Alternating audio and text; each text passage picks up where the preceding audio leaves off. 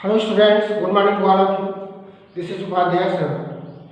और आज मैं आपको सब्जेक्ट वर्ब कॉन्कर्ड या एग्रीमेंट ऑफ वर्ब, इसका एक दूसरा नाम एग्रीमेंट ऑफ वर्ब भी है, तो इसके बारे में कुछ मैं डिस्कस करूंगा।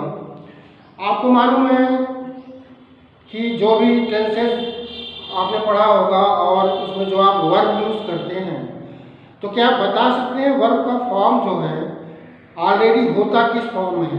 वो सिंगुलर होती हैं या प्लूरल होती हैं? तो मैं बता दूं आप लोगों को, वर्ब जितनी भी हैं जिनका आप फर्स्ट फॉर्म, सेकंड फॉर्म या थर्ड फॉर्म बनाते हैं, तो ये सारी वर्ब होती प्लूरल ही हैं। हम अकॉर्डिंग टू सब्जेक्ट इनको सिंगुलर बना लेते हैं। उदाहरण के लिए मैं बताऊं, जैसे मैं कहूँ वे स्कूल जाते हैं, वे स्कूल जाते हैं, आप क्या बनाते हो? दे गो टू स्कूल, यानी दे के साथ आपने गो लगाया। गो जो है वो वर्ब है, इसमें कोई चेंजिंग नहीं किया आपने, दे गो टू स्कूल। और मैं कहूँ राम स्कूल जाता है, आप क्या बनेगा? इसका ये बनेगा राम गोज टू स्कूल। आपने गो में क्या किया? यस या ये जोड़ दी, इसमें यस या जोड़ते हैं, आपने गो में ई एस जोड़ा, गोज, यानी वर्ब गो प्लूरल थी, राम सिंगुलर है और सिंगुलर के साथ आपको वर्ब लानी है, आपने इसमें ई एस जोड़ के इसको सिंगुलर बना दिया। तो मेरे कहने का मतलब ये वर्ब जितनी भी होती हैं वो सारी प्लूरल होती हैं, और अकॉर्डिंग टू सब्जेक्ट जरूरत के अनुसार हम उन्हें सिंगुलर या वो सिंगुलर बना लेते हैं। आगे देखते हैं इसका rule. Two or more singular subject connected by and plural verb, दो या दो से जो सब्जेक्ट किसी सेंटेंस में हो और वो एंड से जुड़े हो, तो वहां पर वर्ब कैसी आएगी? प्लूरल वर्ब आएगी। एग्जाम्पल के लिए, मोहन एंड आई, मोहन और मैं, यहाँ दो लोग हैं, यहाँ क्या लगाया? आर लगाया हमने। इज क्या है? इज जो है वो सिंगुलर है, और आर जो है वर्ब, हेल्पिंग वर्ब जो होती है ये प्लूरल है। तो यहाँ पे दो लोग हैं, एंड से जुड़े हैं, दो सब्जेक्ट हैं, दो सब्जेक्ट एंड से जुड़े हैं, इसलिए यहाँ पे आर प्लूरल वर्ब आ गई। Rule number 2, if two singular noun refer to the same person, singular verb, यदि दो नाउन हैं किसी सेंटेंस में पर वो दोनों किसी एक ही व्यक्ति के लिए आ रहे हैं, तो वहां पे सिंगुलर वर्ब ही यूज होगी।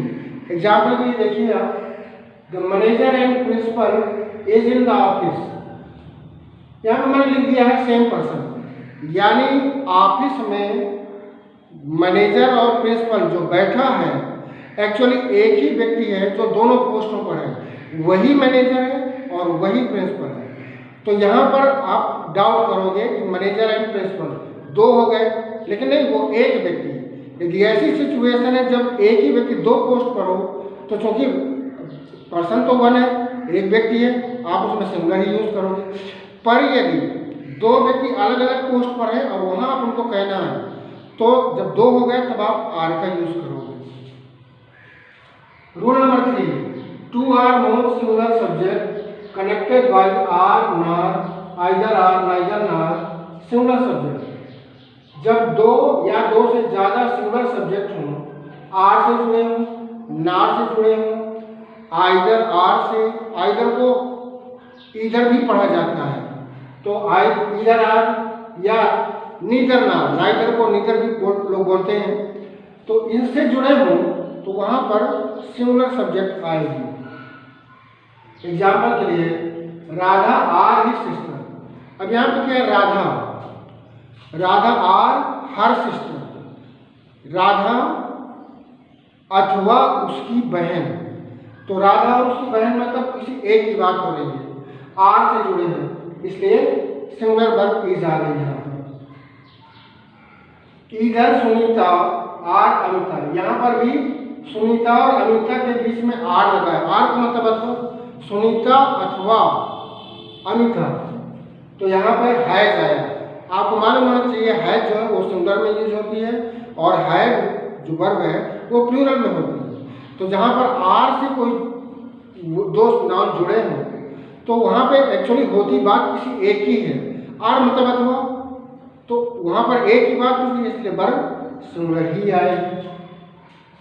इसी तरह रूल नंबर 4 है, if two subjects join by or nor are of different person verb agree with the nearest. यहाँ पर एक चीज ध्यान देने वाली इस रूल में, कोई भी दो सब्जेक्ट आर से जुड़े हो, नार से जुड़े हो, तो जो नियरेस्ट सब्जेक्ट यानी वर्ब के नजदीक जो वर्ब आपको लगानी है उसके नजदीक जो सब्जेक्ट होगा आप उसके अकॉर्डिंग वर्ब लगाएंगे। यहाँ एग्जाम्पल में देखिए, आपको थोड़ा ज्यादा समझ में आएगा।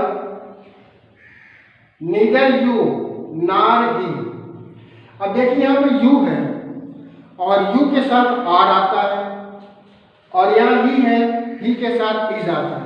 पर हमारा रूल ये कहता है कि यदि नीदर से जुड़े हों, यानी किसी नीदर और नार से यदि दो सब्जेक्ट जुड़े हों तो नीदर यू नार ही, तो नार के बाद जो ये ही सब्जेक्ट है, ये रूल कहता है कि जो नियरेस्ट सब्जेक्ट होगा जहाँ आपको वर्ब लगानी है तो वो उसके हिसाब से आती है। तो यू के साथ तो आर आता है, पर यहाँ नजदीक ही है जिसके पास वर्ब लगानी है, तो इसके अकॉर्डिंग यहाँ पे इज आ गया। इसके बाद नीदर यू नार आई, सॉरी यहाँ पे आर है, यहाँ पर भी नीदर नार से जुड़े हैं, तो यहाँ पर जहाँ आपको वर्ब लगानी है इसके नजदीक क्या है, आई, क्योंकि आई नियरेस्ट है वर्ब के, इसलिए आई के अकॉर्डिंग यहाँ पे एम आ गया। तो ये एक बहुत अच्छा रूल है, आपको इसको ध्यान से देखना है, इसमें स्टूडेंट प्राय गलती कर देते हैं। इसके बाद rule number 5, either neither each every many are single verb इसके साथ आते हैं। यानी ये वर्ड यदि किसी सेंटेंस में हो, ईदर है, नीदर है, ईच। एक्चुअली ईदर का मतलब क्या होता है? ईदर का मतलब वास्तव में होता है दो में कोई एक। नीदर का मतलब दो में कोई नहीं। यहाँ इसका सेंस जो है ग्रामर में ये बहुत कम लोग जानते हैं। तो यहाँ दो में कोई एक या दो में कोई नहीं, नीदर। यदि ये अकेले आते हैं, यदि नीदर के साथ नार आ गया या ईदर के साथ आर आ गया तो उसका सेंस बदल गया। पर यदि ये अकेले आते हैं तो ईच, आपको मालूम है ईच वन के लिए आता है प्रत्येक, एवरी, एवरी भी प्रत्येक के लिए आता है, और मेनी ए, मेनी मतलब होता है बहुत, पर मेनी साथ यदि ए लगा देंगे तो ये सिंगुलर बन जाता है।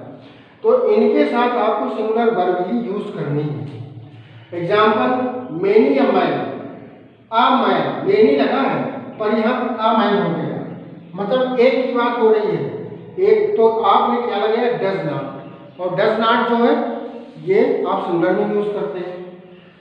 इस तरह either of the two students, मैंने बताया अभी, ईदर जो है वो दो के लिए आता है, दो में से कोई एक, either, either of the two student, यानी दो स्टूडेंट में कोई एक है, वर्ब कौन सी है, is, is suitable for money, तो यहाँ पे सिंगुलर वर्ब इज आ गई। ये बहुत इंपॉर्टेंट रूल है और इनको आपको बहुत अच्छे से समझना चाहिए। इसके बाद rule number 6, when a sentence begin with there the verb must agree with subject that follows. There से बहुत सारे सेंटेंस बनते हैं। यदि देयर से कोई सेंटेंस बन रहा है तो वहाँ पर आपने देखा होगा, बहुत सारे सेंटेंसेस पढ़े होंगे, वहाँ पर सिंगुलर वर्ब भी आती है और प्लूरल वर्ब भी आती है। लेकिन क्या कंडीशन होती है, यदि देयर किसी एक व्यक्ति के लिए आ रहा है तो आपकी जो वर्ब होगी वो सिंगुलर होगी, और यदि देयर बहुत से पर्सन यानी प्लूरल के लिए आ रहा है तो आपको प्लूरल वर्ब, क्योंकि देयर से आपको पता नहीं चलेगा कि कोई देयर में कोई एक या बहुत नहीं होता। देयर के बाद जो नाउन आता है वो नाउन यदि सिंगुलर है तो वर्ब सिंगुलर, यदि वो नाउन प्लूरल है तो आपको वर्ब प्लूरल की लगानी है। Example, there is a cow, यहाँ काउ देयर किसके लिए आया, एक काउ के लिए, इसलिए क्या आया, इज आया। देयर आर मेनी काउज, और यहाँ देयर किसके लिए आ रहा है, मेनी काउज, यानी बहुत सारी क्या है, प्लूरल हो गया, इसलिए आपने आर लगाया जो प्लूरल होता है। तो आज मैंने कोशिश की है कुछ एग्रीमेंट ऑफ वर्ब के बारे में कुछ रूल बताने के, सब्जेक्ट वर्ब कॉन्कर्ड, तो ये आप समझिएगा और ये बहुत अच्छे रूल्स हैं और आपको एग्जाम में काम आने वाले हैं। अगला वीडियो में बनाऊंगा कुछ और रूल बताऊंगा।